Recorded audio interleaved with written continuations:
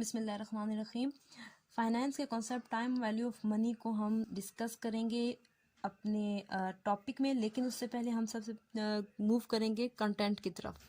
Content जो हमने cover करने हैं, कौन से की फैक्ट्स हैं जो हमने कवर करने हैं टाइम वैल्यू ऑफ मनी में उसको हम सबसे पहले देख लेते हैं कि हम देखेंगे डेफिनेशन इस कॉन्सेप्ट की और इससे रिलेट एग्जांपल्स।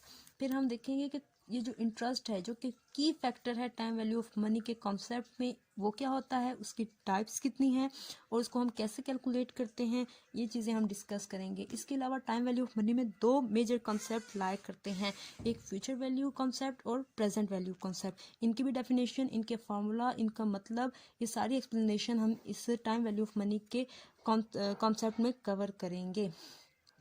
फिर उसके बाद हम ये भी कैलकुलेट करना सीखेंगे कि इंटरेस्ट रेट कैसे डिटरमिन किया जा सकता है या नंबर ऑफ ईयर्स कैसे डिटरमिन किया जा सकता है। टाइम वैल्यू ऑफ मनी में जो मेन 4 की फैक्टर्स हैं वो आपके पास present value, future value, interest rate और नंबर ऑफ ईयर्स ही होते हैं। अगर चारों में से कोई भी एक चीज़ मिस हो जाती है, अगर डिटरमिन करनी है और रिमेनिंग हमारे पास अवेलेबल है, तो हम उनके लिए कौन कौन से फार्मूला यूज़ कर सकते हैं ताकि हम इन चारों फैक्टर्स को कैलकुलेट कर सकें। इसके बाद हमारे पास अगला कॉन्सेप्ट है एन्युटी का, हम उसको डिस्कस करेंगे। एन्युटी के साथ साथ हम प्रीपेचुटी को भी डिस्कस करेंगे कि प्रीपेचुटी क्या होता है, एन्युटी क्या होती है और इससे रिलेट इसके इनके करैक्टरिस्टिक्स क्या होते हैं, ये सारे भी हम अंडर कंसिडरेशन लाएंगे।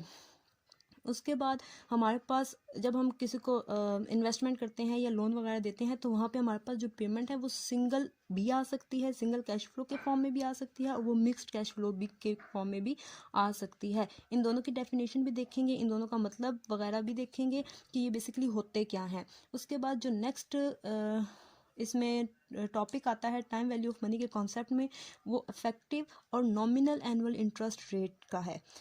हम ये दोनों रेट्स देखेंगे, एनुअली भी, क्वार्टरली भी, सेमी एनुअली भी, मंथली, वीकली और डेली बेसिस पर भी हम कैलकुलेट करना सीखेंगे। इसके बाद जो हमारा लास्ट टॉपिक है टाइम वैल्यू ऑफ मनी के कॉन्सेप्ट में, वो अमोर्टाइजेशन का है। इसका बाकायदा टेबल बनता है, वो टेबल हम बनाना सीखेंगे और ये हमारा सारे कंटेंट जो है टाइम वैल्यू ऑफ मनी में कंसिडर किए जाएंगे।